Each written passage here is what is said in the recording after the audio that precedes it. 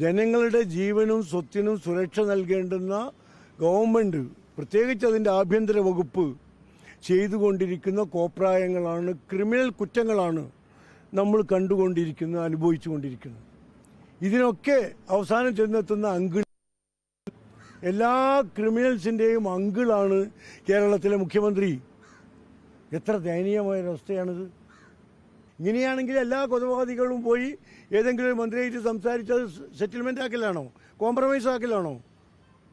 ഈ പറഞ്ഞ കുറ്റങ്ങൾക്ക് എന്ത് ചെയ്തു? അന്വേഷണം നടത്താൻ DYSPയെ ചുമതലപ്പെടുത്തിയിരിക്കുന്നു.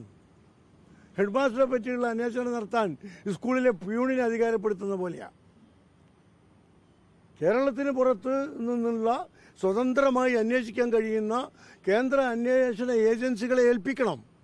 സത്യം പുറത്തു വരണം എല്ലാ കാര്യങ്ങളിലും. ഇതിപ്പോൾ ഒരു സ്ത്രീയുടെ പരാതി, സത്യത്തിൽ ഒരു പരാതി കൊടുത്താൽ FIR ഇടണ്ടേ? പ്രത്യേകിച്ച് ഈ സ്ത്രീകളുടെ പരാതി.